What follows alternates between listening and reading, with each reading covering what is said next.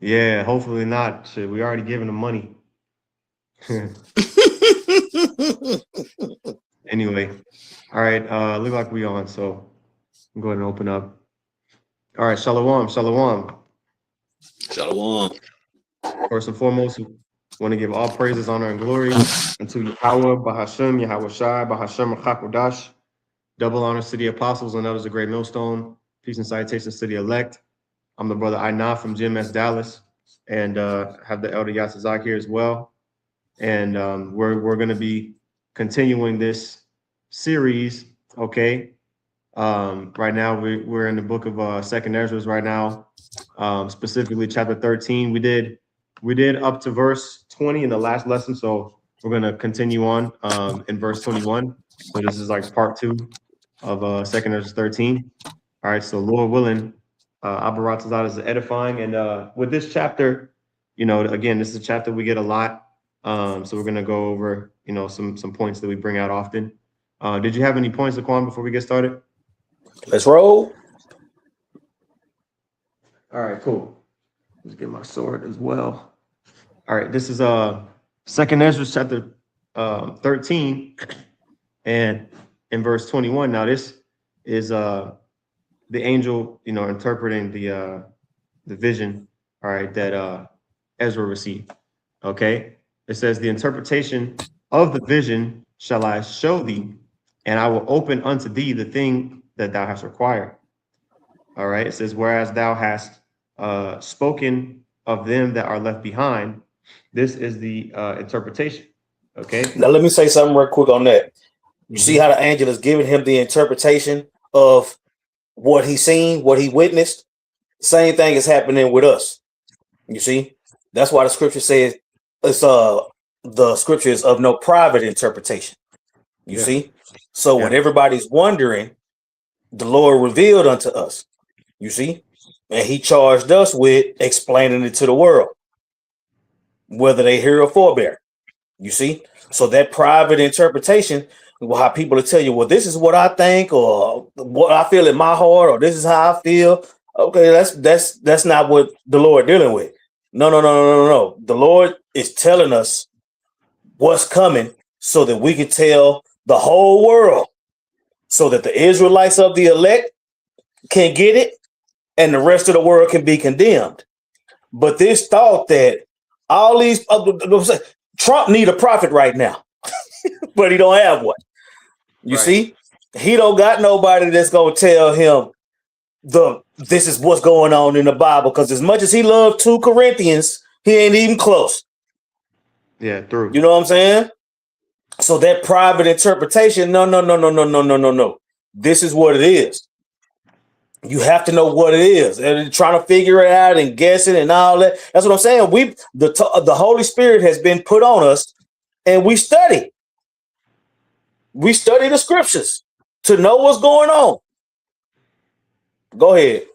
That's right. All right. Okay. This is the scripture that you quoted, 2 Peter 1:20. For those taking notes, it says, knowing this first, that no prophecy of the scriptures is of any private interpretation. I want to say, you know this before you know anything else. Prophecy. You see, prophecy is not a private interpretation. No, it's not. You either right or wrong. Okay. And that's what I'm saying. Esdras was asking the angel what he was witnessing. And the angel said, okay, this is what it's talking about. Are we not angels in bodies? Messengers? Yep. You see? So the Lord has tapped into us, and He's made known. Did not Yahushua open up the understanding of the disciples? Yep. So that they may understand the scriptures. That's right. Yep. And Yahushua prayed for the disciples to have the Spirit on them to teach the right doctrine, so that people could come into this truth on their word, on the doctrine that He gave to them. You see, that doctrine made its way to us. Period, point blank. Because every time somebody put out their thought process of a prophecy or what they think it is, we like, no, it's not. It's this. Yeah. This is what it's saying. You see? You got it. Yeah. Proverbs, I think it's Proverbs 3, where it says, lean not on your own understanding. Mm-hmm. You know what I mean? Trust in the Lord, Three and trusting in five or something like that. 4 and 5. that's it. Yeah, 3 and 5. Yeah. Right. Yeah. It says right here is Proverbs 3 and 5. Trust in the Lord, Yahweh, by Hashem Yahweh Shai, with all thine heart, and lean not unto thine own understanding. You see? And of course, there's all goodness continuing on down. All right. But just setting the tone of this lesson is that, there's a proper explanation of things that were shown to Ezra. Okay, and this breakdown was given to him by the angel. That's right. Okay, so with that being said, let's continue on. And this is why a lot of people don't understand, the books, the book, excuse me, of the Revelation of John, because there were also visions, and some of them didn't have interpretations. Some of them were just Right. the visions themselves, and the Lord put the spirit on the prophets to interpret them. Okay, but with this one we have the interpretation. So continuing on here, um, in verse 22, all right, second Ezra 13, it says, "Whereas thou hast spoken of them that are left behind, this is the interpretation." Okay, again, those that are left behind ultimately are the individuals that are of the elect. You know what I mean? Because they're going to be able to, make it. They're going to be preserved unto salvation. Okay, they're going to be making it through Jacob's trouble. Okay, so it says, verse 23. It kind of reminds me of this part with Left Behind, like that movie, Mm-hmm. leave the world behind. Those when you watch isn't that the movie with that girl, she wanted to watch the last episode of Seinfeld or whatever? Isn't that Yep. movie like that? Yeah, that's the one, right? Where it was Mm-hmm. like a family, they were like in the house or whatever. Basically they were only survivors. You know what I mean? Pretty much they were like the only survivors of whatever happened in that movie. So Yep. that's And she what followed comes. she followed the animals and ended up in the kingdom. Facts, yeah, hell yeah. That bitch was binging on snacks and watching Seinfeld and all that, you know. So anyway, it says in verse 23, he that shall endure the peril in that time hath kept himself. Okay, they that be fallen into danger are such as have works and faith toward the Almighty. All Now right. that goes with the hour of temptation. You Mhm. see, he that shall endure, he that shall endure the peril in that time had kept himself. The Lord said, "You keep Mhm. my ways, I keep you in the hour of temptation." You That's know, right. you That's got right. it. That's right. Con. All right. And precept to that really quick, because it says, they that be fallen into danger are such as have works, okay, and faith. Um, see, danger doesn't always mean destruction, utter destruction. Okay. You know, you can be in danger and then be delivered out of danger. Look at King David. Was he not in danger? Was he not falling into danger? But he still had faith towards the Lord. All right, so that lets you know again, um, you know, these individuals that are going to endure the peril, okay, are the elect. So precept is James chapter 2, all right, and verse 18. All right, it says, "Yea, a man say, thou hast faith, and I have works." Okay, it says, show me thy faith without thy works, and I will show thee my faith by my works. Okay, so faith without works is dead, as it says in verse 20, as it says in verse 20. Okay, so you have to have works, and a individual that is going to have the spirit to endure the peril that's going to come on the earth is going to have that spirit because, again, of the faith that he has, all right, towards the Lord, and that faith is going to be made manifest in his works. Okay, um, it says, verse 24, know this therefore, that they which be left behind are more blessed than they that be dead. You see that? So those that are Mm-hmm. left behind, see, because being left behind, it kind of has like a negative connotation. Like if a mother leaves her child behind, basically like you know, you kind of think of that. But in this chapter, when it talks about the individuals who are left behind, it's talking about those who are ultimately going to endure to the end and receive salvation. Okay, because if meaning left behind still on this earth, you still got your soul and your body. Okay, because if you get destroyed by, you know, the pestilence or the famine, all right, or the plague or whatever the case is, or the sword, then you're not gonna be left behind on the earth. You're gonna be in the spirit world, right? So in verse 25, it says, "This is the meaning of the vision, whereas thou sawest a man coming up from the midst of the sea." Okay, which we know that man is talking about Yahweh. Okay, um, it says, verse 26, "The same is he whom the Most High, uh, the highest, hath kept a great season." Right, talking about Yahweh. Okay, it says, "By which, excuse me, which by his own self, excuse me, shall deliver his creature." What's that in isn't that in Isaiah? Is that Isaiah 53? Where it talks about Yahweh Shai coming back and is it this one? No, it's not this one. It's in the 50s. Is it 50? Let me Which see. one precept you looking for? It talk about Yahweh Shai coming back um and basically destroying Esau, but it's in the very beginning of the chapter. Thought it was in the Isaiah 63. is that it? That might be Isaiah 63. Diagarments from Basra. Yeah, Khan, yep. That's it. The water, Salakia. Con. Yeah, 63. Okay, yeah, because let me read this verse again, because this came straight to mind as soon as I read it. When you go back here to Second Esdras 13 and 26, okay, it says, "The same is he whom the Most High, the highest, hath kept a great season, which by his own self shall deliver his creature, and he shall order them that are left behind." So See, again, that also lets yeah, you know that Israel is that creature that it's talking about. You know what I'm absolutely. saying? We creatures too. People, you hear people say, "Oh, and it just looked like a creature," oh, and they just so grossed out by the word creature. Like, no, nigga, creatures too. It's just Yeah, order amongst the creatures. You know what I'm saying? yeah, but yeah, that was that. Yeah, we creatures too. You know. yeah, yeah. Matter of fact, well, let me pull up the etymology of creature. Yeah, it goes to the word. Go back to creation. Uh, oh, I'm tripping. Etym online.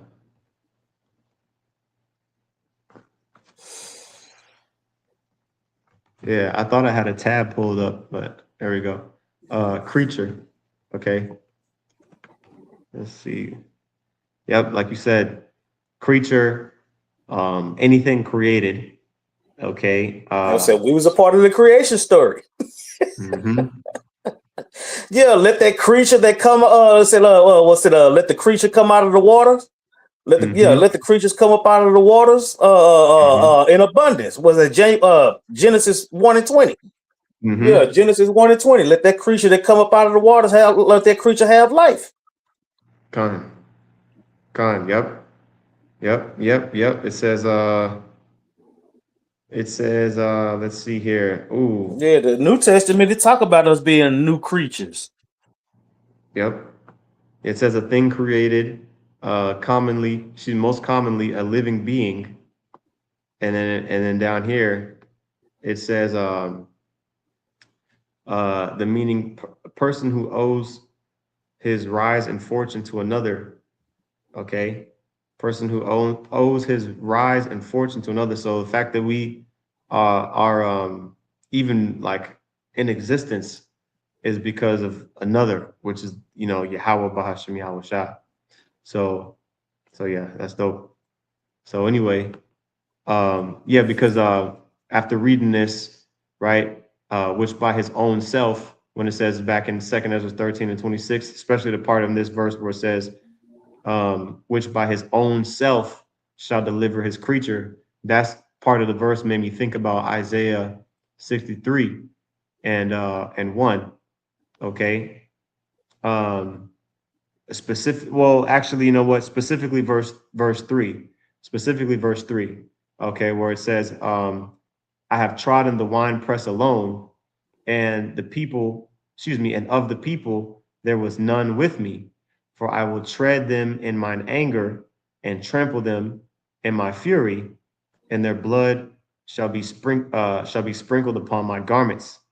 Okay, and I will stain all my raiment. So yeah, when he said he has trodden the winepress alone, that part stood out to me when reading that second Ezra 13. Yep. He gonna take back the sword he gave Esau when he was Isaac.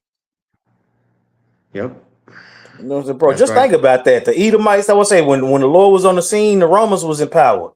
You know what I'm saying? He created them whole ass niggas, man. Gave them a blessing and everything, fatness of the earth, all that. Yeah, you know what I'm saying? So he coming to take it back. That's right. It's expiration date. Mm-hmm. You know, and yeah. So we already know this chapter goes into Esau being destroyed, right? Who is this? They're coming from Edom, right? And so yeah, I just want to get that specific part. So we can go back here in Second Ezra 13 and 27. All right, it says, and whereas thou sawest, looks like I had another scripture pulled up. Hold on, let me see what's here. Okay. Okay, yeah, this is another good one. Let me get this too as well. This is Matthew 24 and 30. It says, and then shall appear the sign of the Son of Man in heaven, and then shall all the tribes of the earth mourn. Okay, the nations that basically are not of the nation of Israel, because they're not going to be ruling. Man, Okay, you ain't never heard a Christian go into this. Right. Yeah, and this is red letter. Matter of fact, let me click the New Testament. They don't even go into the New Testament. man. No, they just sing. They just sing. Simple thing. Yeah, what is this talking about? Vocab? Yeah. Yeah. Oh, and Ishtar, Easter was just this past weekend. You know what I mean? I wonder how many people, got this breakdown on Ishtar Sunday. Because that's what that goes back into. But yeah, anyway, continuing on here, and these are the words of Yahweh Shai, by the way, right? It says, and then shall all the tribes of the earth mourn, and they shall see the Son of Man coming in the clouds of heaven with power and great glory. So this is exactly what chapter 13 goes into. Okay, surprised we didn't bring it out in the last lesson, but yeah, it's really all throughout the scriptures, various different accounts of the Lord saying he's going to come back. Okay, when in the chariots, that's what it means when it says coming in the clouds of heaven with power and great glory. Okay, he's going to come in the power of those chariots, man. Right? It says in verse 31, and he shall send his angels with a great sound of a trumpet, and they shall gather together his elect from the four winds, from one end of heaven to the other. You see? So the elect, the 144,000, all right, they're going to be gathered out of, the different places where they were scattered, all right, throughout the earth, majority of which are here in Babylon the Great, right? And other places too, brothers, you got other places that, brothers are going to be delivered from as well.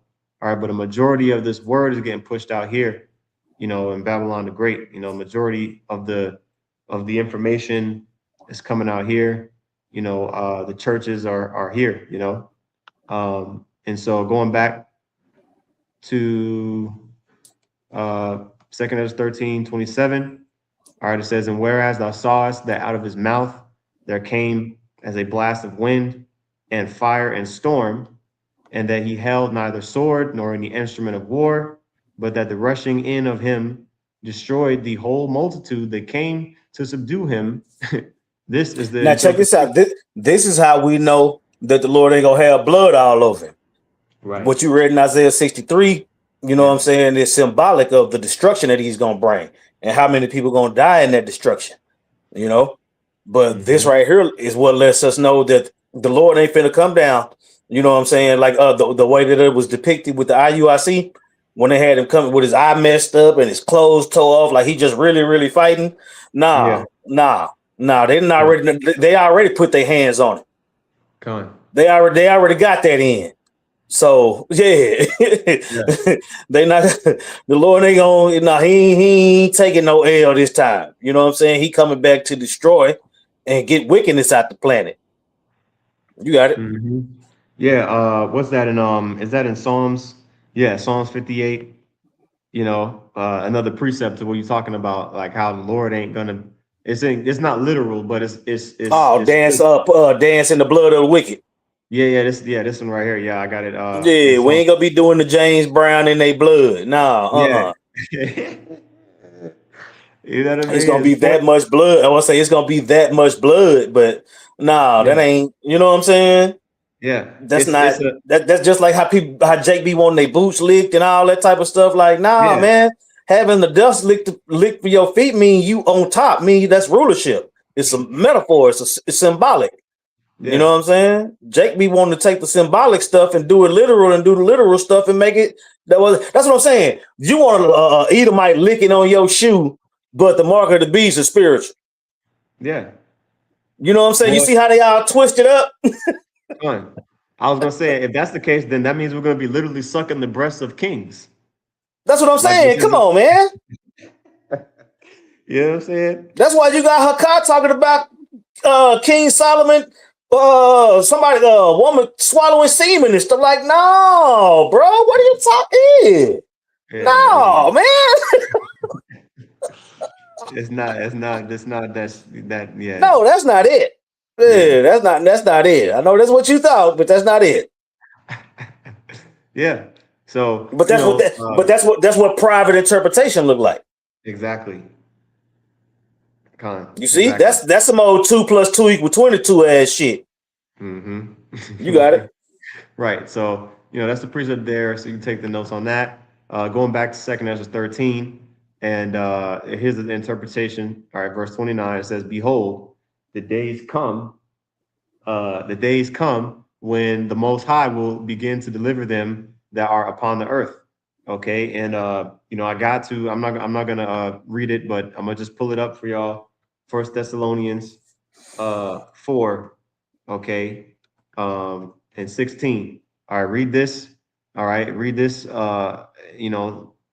In verse 17, 16, 17. All right, that's a precept to this verse 29. All right, continuing on. 2 Ezra 13 and 30, it says, and he shall come to the astonishment of them that dwell on the earth. Amos 5 and 18, woe unto those that desire the day of the Lord.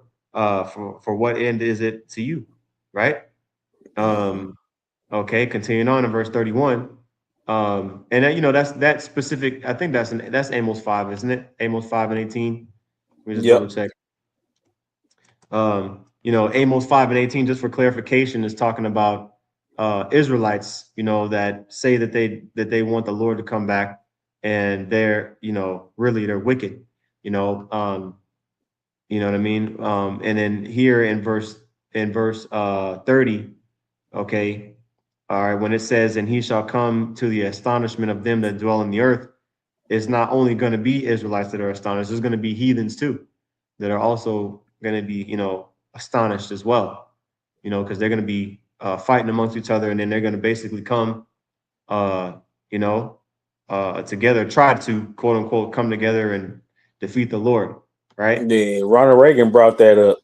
Mm-hmm. You know what I'm saying? So you go and that's what I'm saying. So with Ronald Reagan bringing that up, and now they got a space force and all these different things, you know what I'm saying? They got the left hand knowledge. We got the right hand knowledge.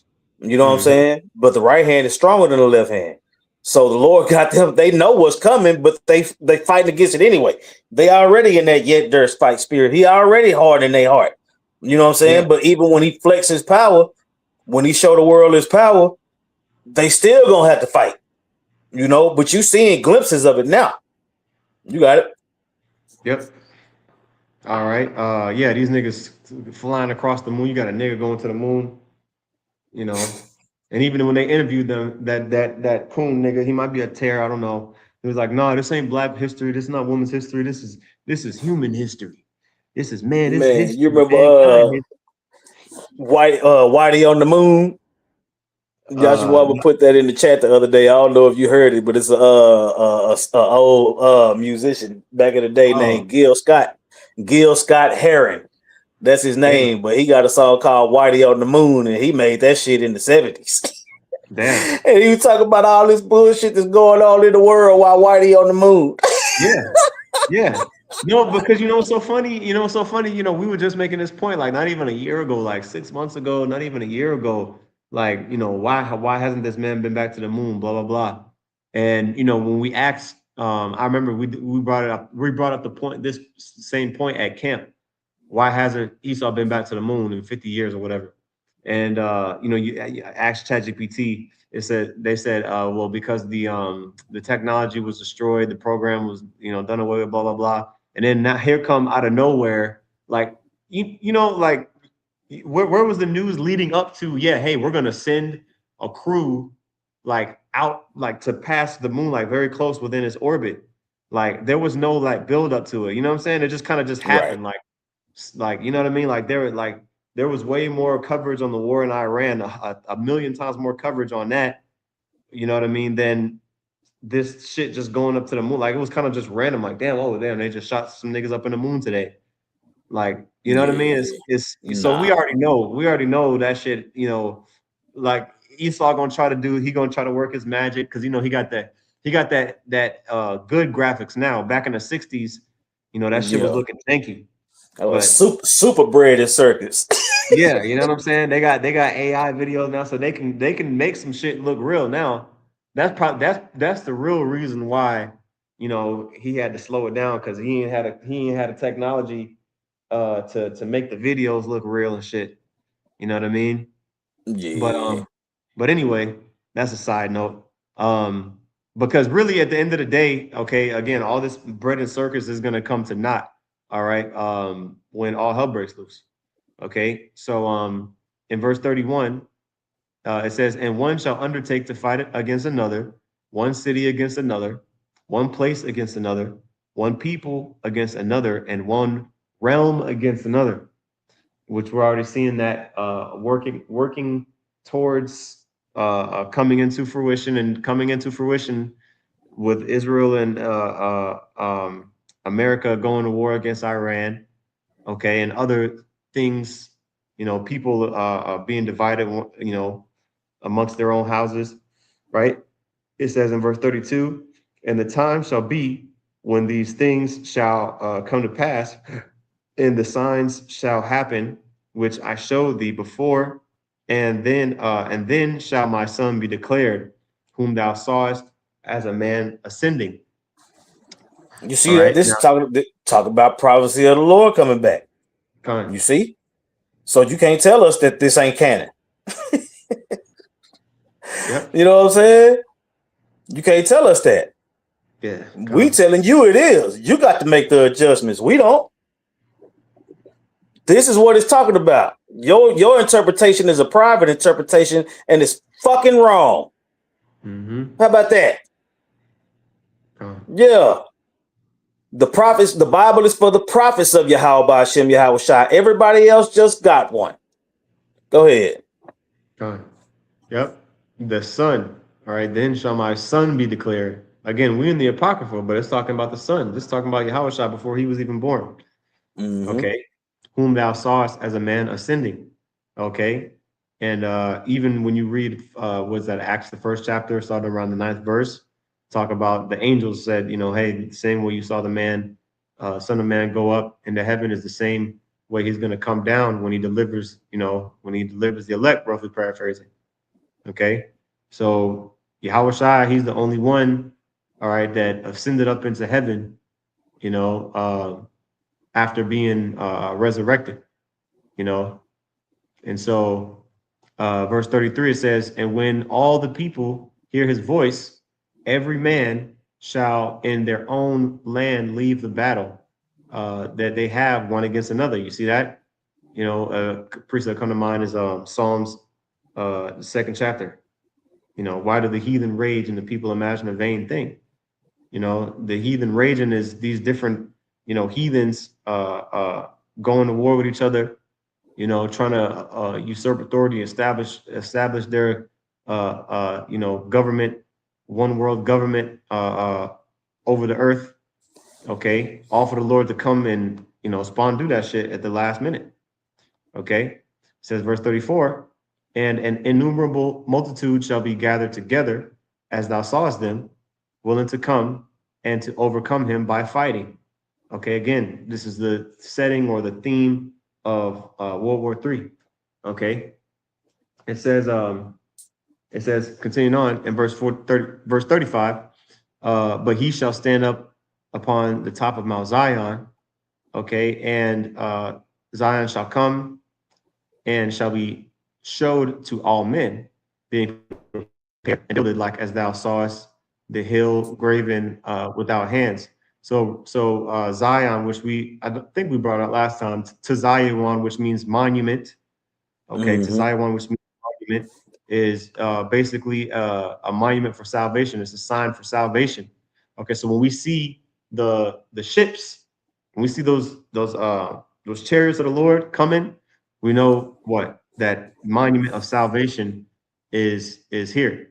Okay, and again, you know, really the kingdom of heaven is going to be ushered in through the return of the Lord through those ships. So even where it says being prepared and builded, like the kingdom of heaven is being prepared. Okay, is being prepared as we speak.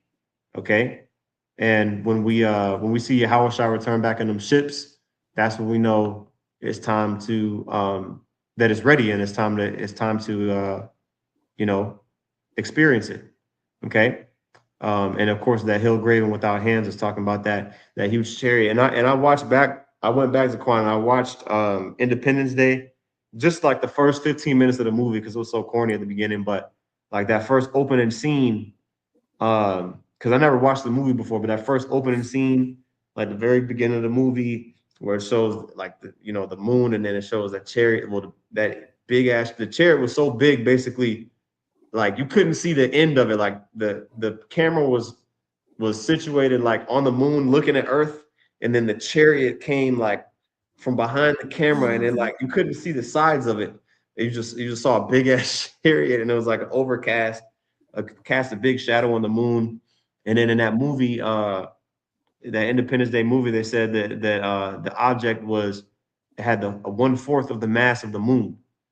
You know what I'm saying? Man. So big, you know, which, you know, was just a movie, but I mean, you know what I mean? Like, you know, whereas in other movies, they may depict, you know, smaller ships, maybe the size of a big ship or something like that, like, you know, that floats on the sea here that we have.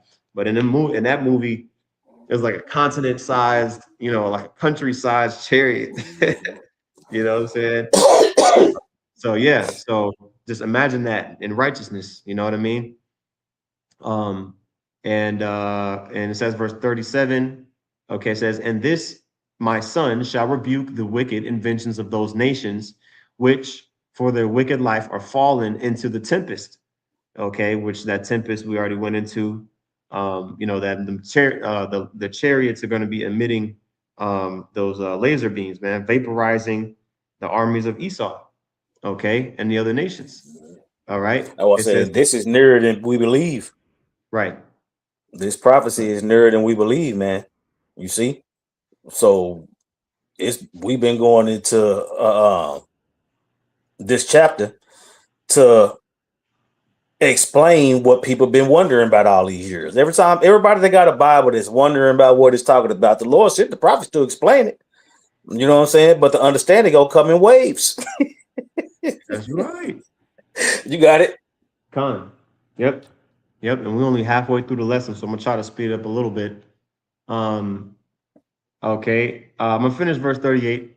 It says, and shall lay before them their evil thoughts and the torments wherewith they shall begin to be tormented, which are like unto a flame.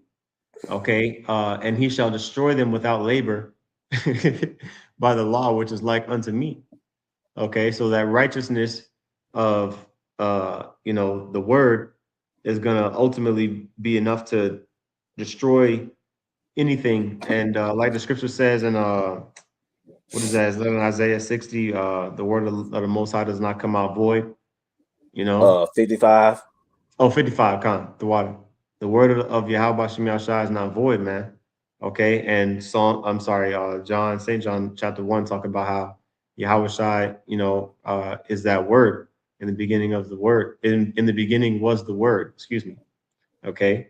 And so with that being said, he is gonna have the power to effortlessly, that's why it says without labor. It's not gonna be, striving uh against Esau, like a real tough battle. Right.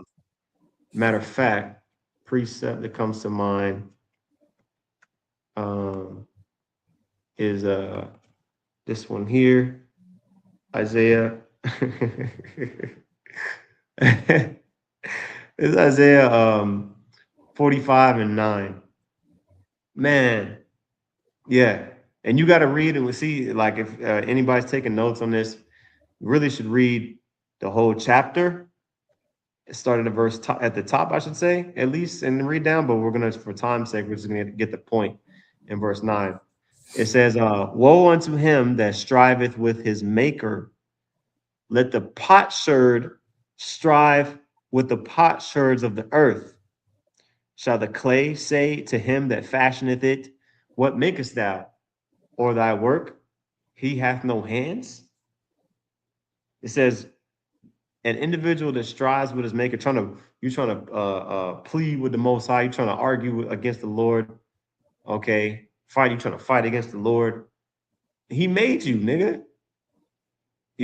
He made you. All of these different nations, are creations of the Lord. So just like a potsherd is, or just like this glass container, let's say you made a glass container, and in the glass container, while after you finish making it, or while you making it, it's trying to buck up against you. No, make me like this, man. Why didn't you make me a cup, or a fork? You made me. Why'd you make me a container? You might as well just go ahead and break that container, and put it back into the fire and make something else with it. You can do what you want. That's the point. The Lord is the one that creates everything that we see. So there's no competition of trying to fight against him, right? Or trying to challenge him as if he's not capable of easily bringing down anything that he desires, right? So again, it's going to be basically without labor, okay? And again, they're going to be tormented, all right, by that flame, okay, which is those laser beams. It says, verse 39, and whereas thou sawest that he gathered another peaceable multitude unto him. Okay, so this is separate from the large, what was it, the innumerable multitude. All right, this is separate. It's not the same thing. Where it says innumerable multitude, and then that's why it says another peaceable multitude. It's talking about a different group of people here. Right, the peaceable multitude, of course, is talking about the elect. Right, it says those are the 10 tribes, and this is the precept that we get a lot, a lot. We get it, at least we used to. I mean, we still bring it out, but I'll just read it. It says in verse 40, those are the 10 tribes which were carried away prisoners out of their own land in the time of Hosea the king, whom Shalmaneser the king of Assyria led away captive. So of course, the precept to this would be Second Kings 17. You can read about this. Okay, it says, and he carried them over the waters, Salakia, and so came they into another land. Okay, so the Lord basically allowed the Israelites. Let me see if I can give me a map. That's the tab I haven't pulled back up. Bible maps. Yeah, Bible maps. Let me see what they got here.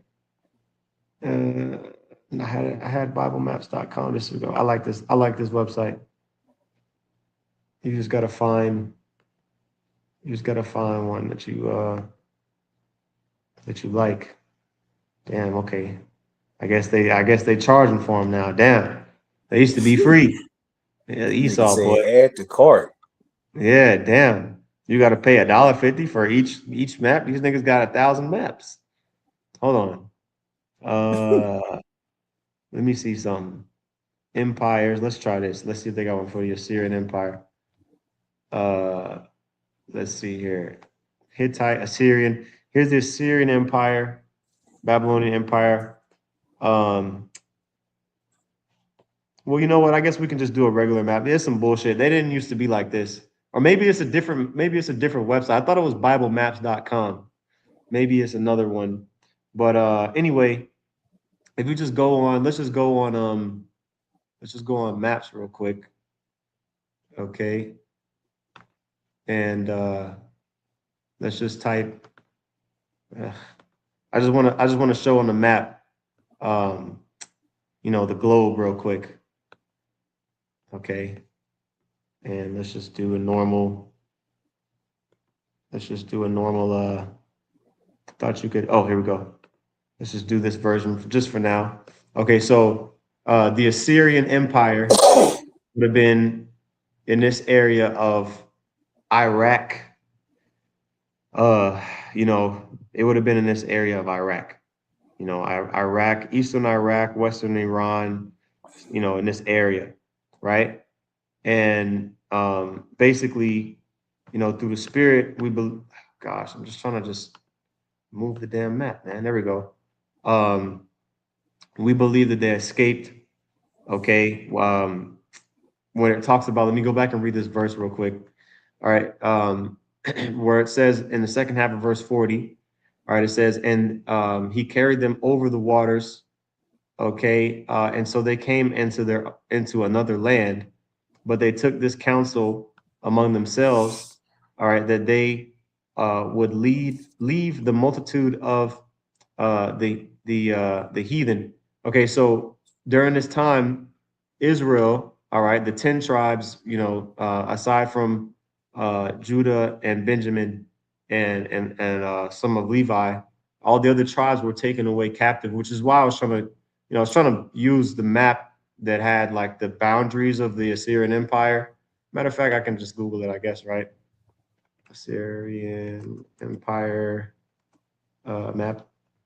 And let's see if we can get something good. All right. This is good enough right here. Yeah. So, okay. Assyrian Empire. Yeah, this is good.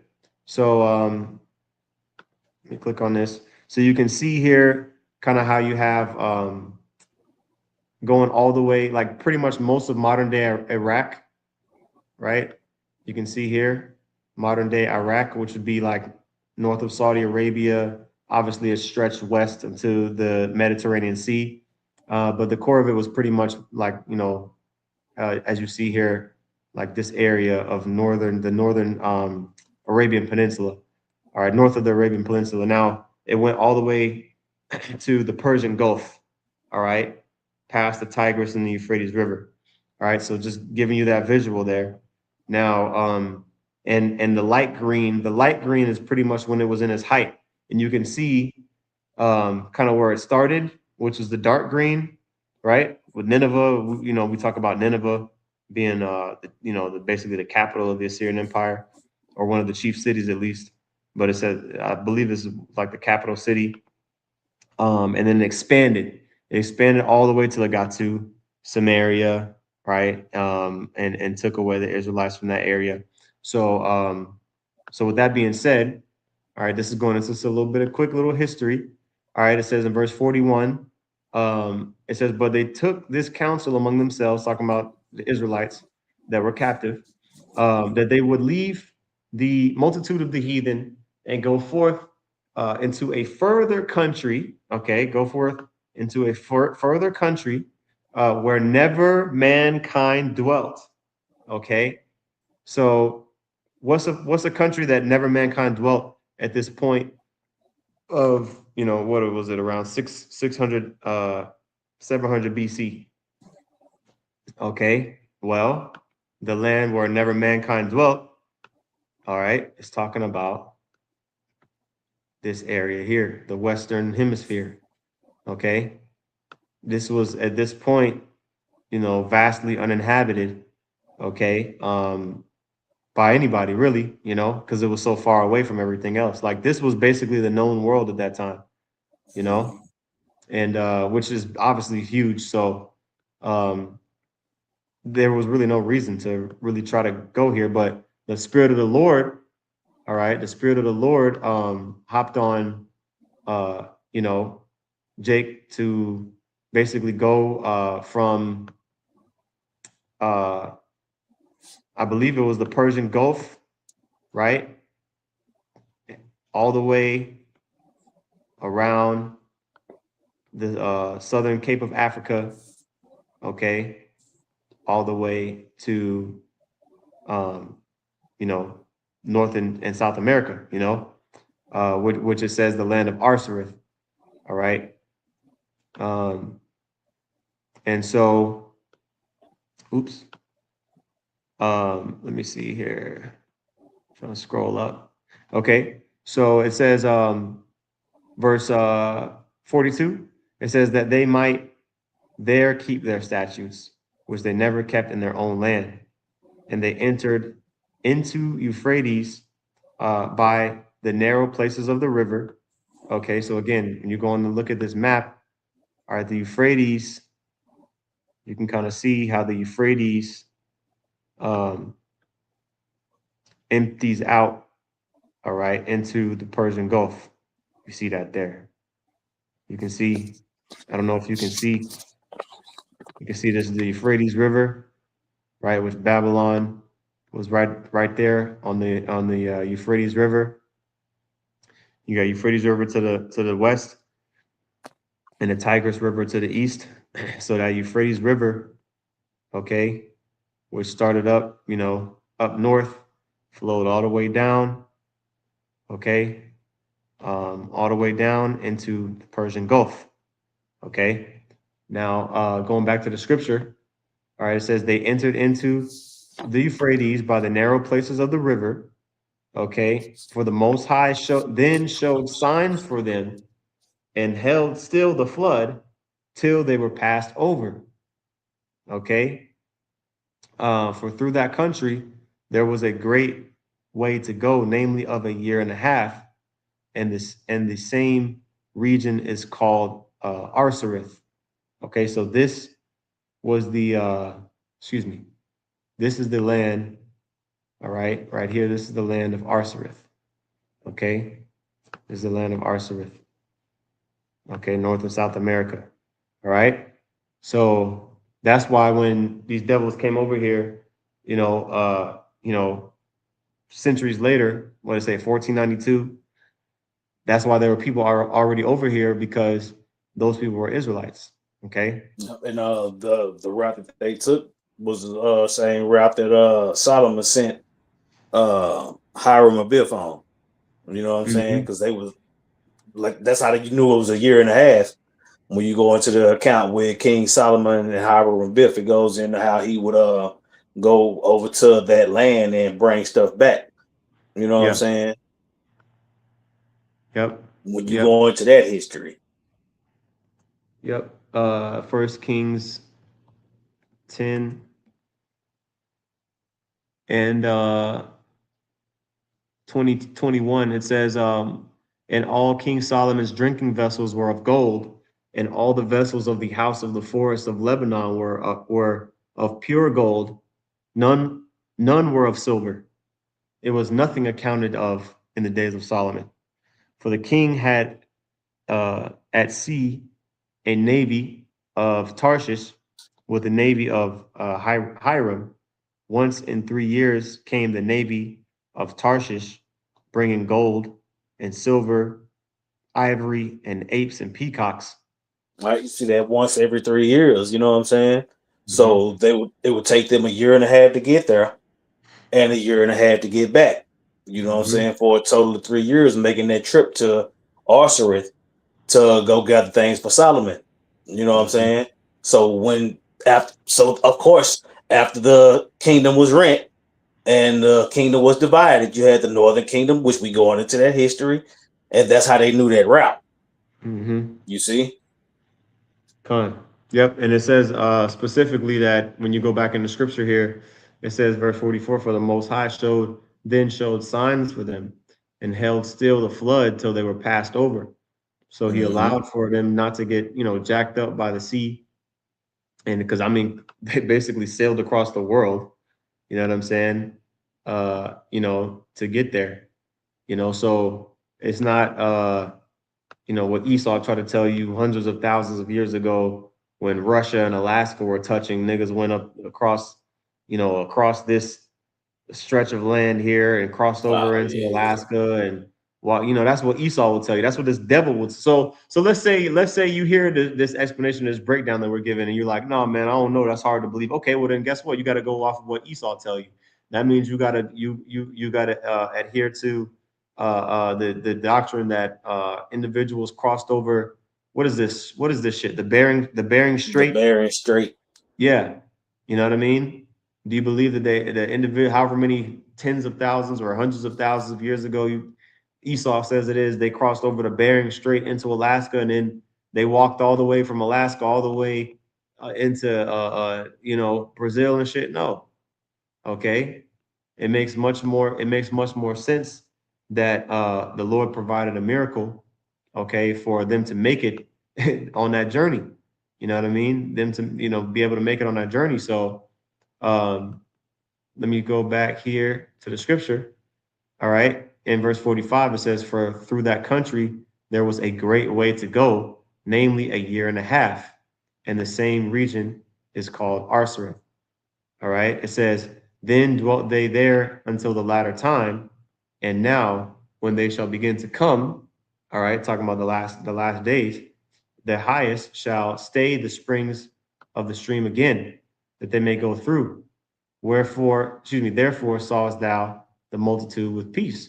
All right, so we're going to be preserved, to salvation in these last days as well. Okay. And ultimately, the level of salvation of the Lord wrought during that time, is going to be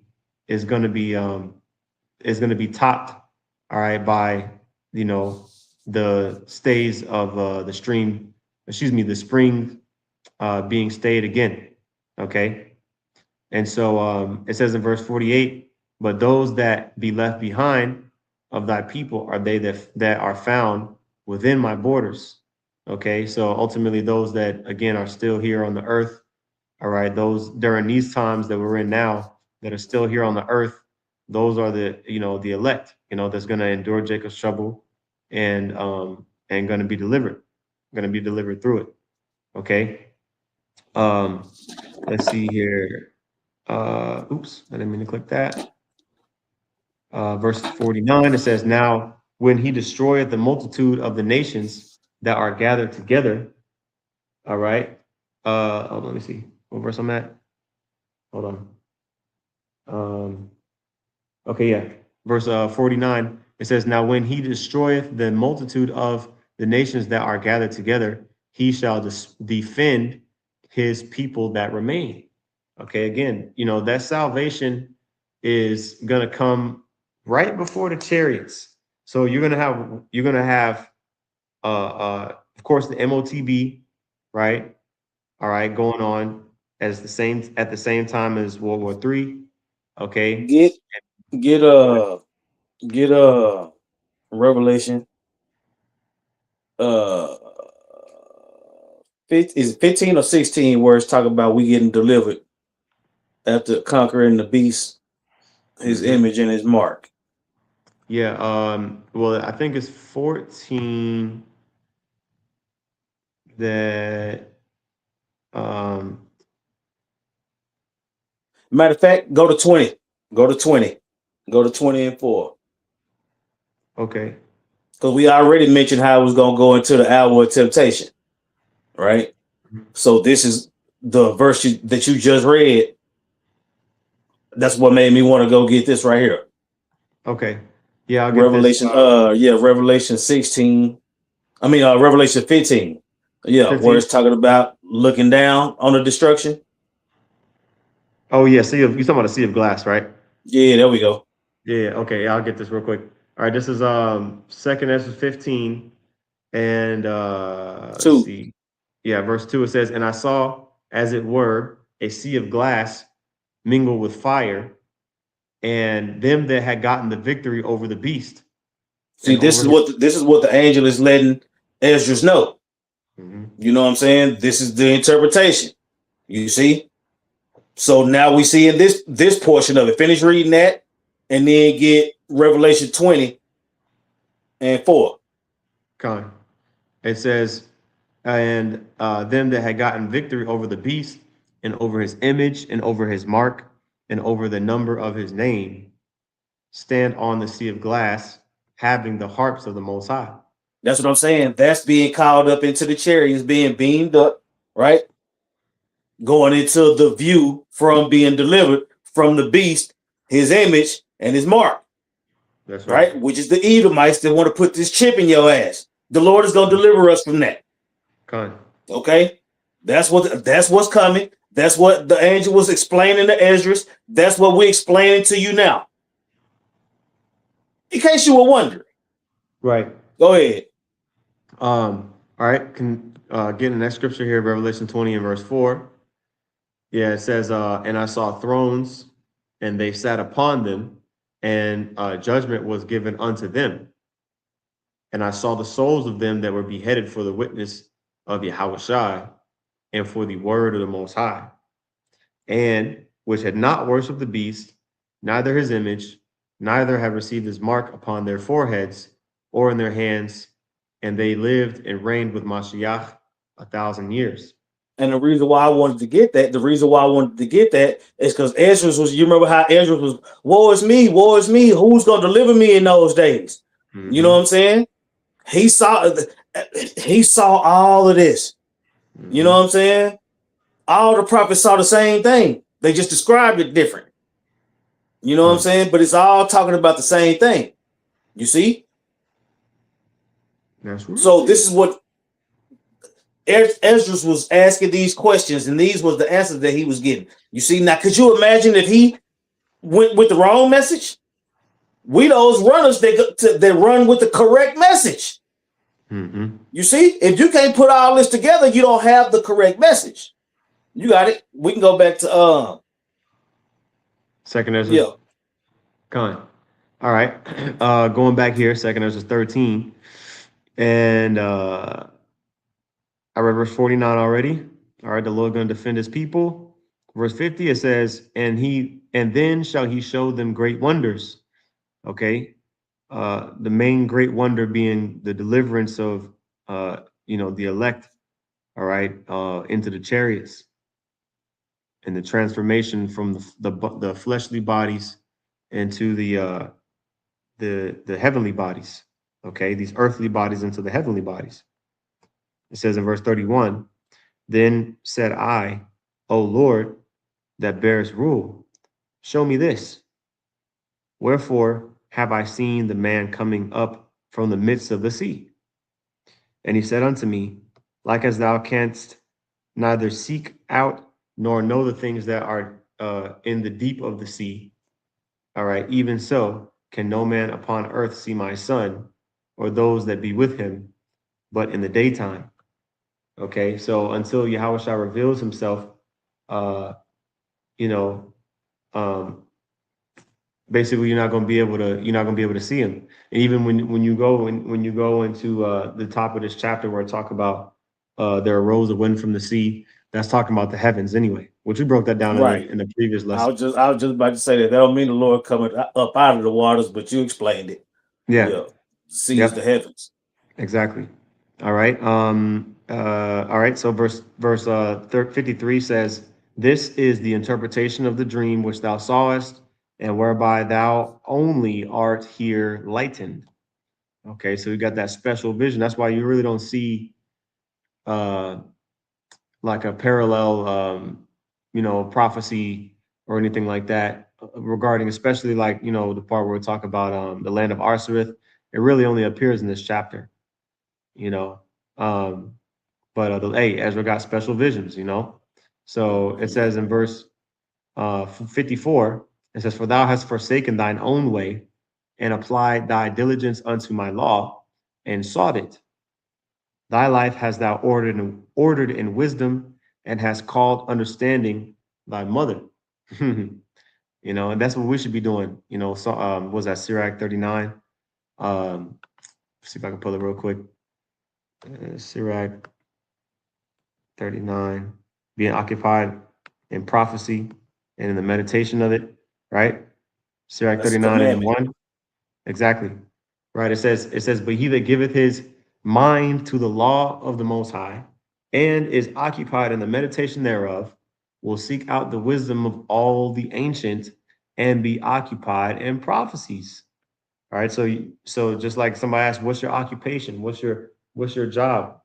Well, the prophet's job or their occupation is to be busy with prophecies, seeking out the wisdom of the men of old. All right. And meditating in those things. Okay. And let's go back here. Right. And so since Ezra did that, he received he received the vision. All right, that beautiful vision. So it says in verse 56, and therefore have I showed thee the treasures of the highest. After other 3 days, I will. I didn't mean to click that.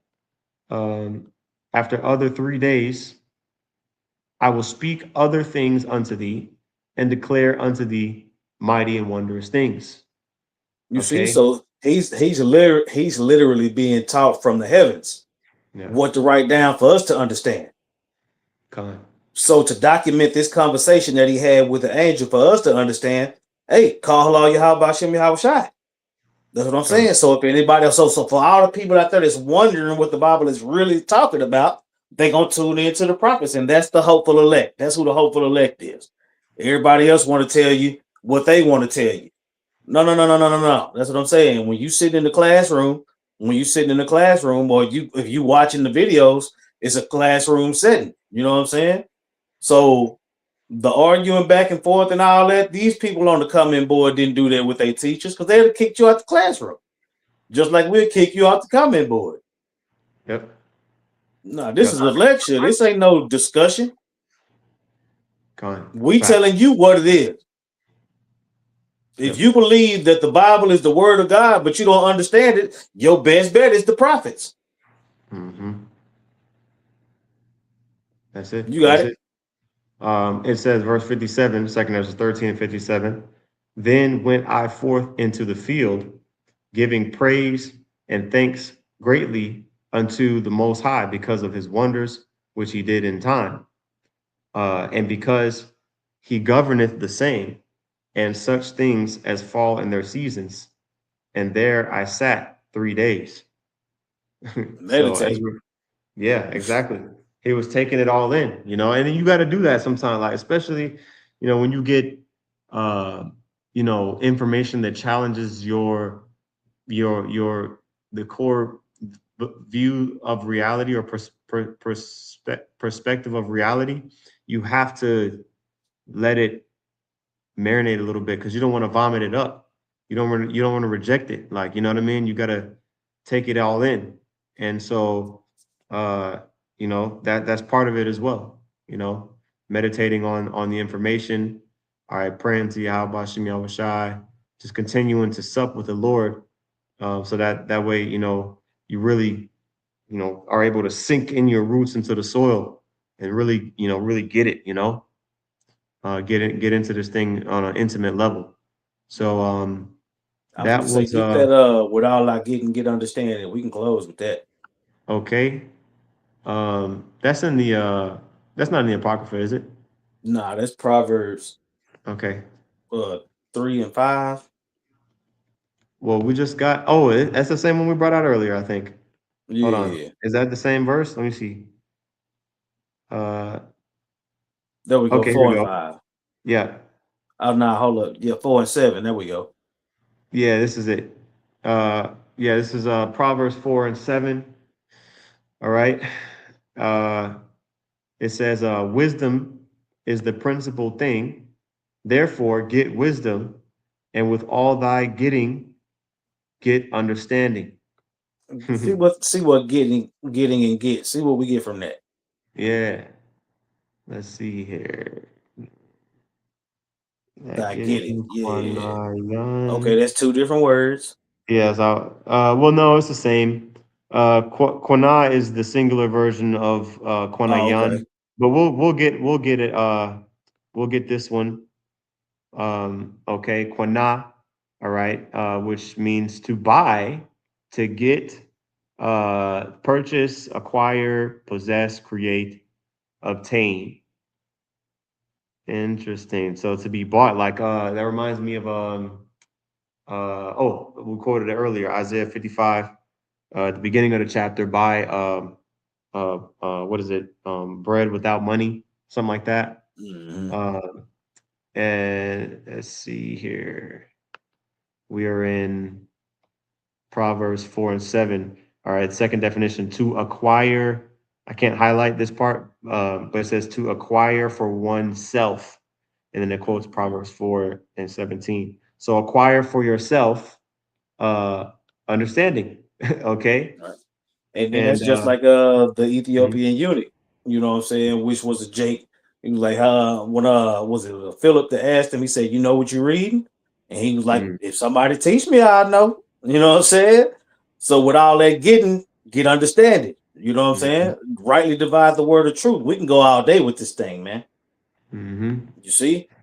That's right. That's right. But That's when it right. comes to that private interpretation, no. You have to understand what it is and explain it correctly. Rightly dividing the word of truth. You see? Sound doctrine. When your opinion is free from error. No. It's just the truth. It is what it is. You know? You got Mhm. anything else before we close out? No, I think that was edifying, and I think that was good. Okay, con. Hey, Lord willing. Hey, like your brother said, Lord willing, that was edifying. Want to give all praises to Yahweh, Bahashem, Yahweh Shai, Bahashem, Rahaha, Kodash. Double honors to the apostles, bishops, and elders at Great Millstone. Peace and blessings to the Akim teaching about the mind. That's in sincerity and truth. Shalom. Shalom, shalom.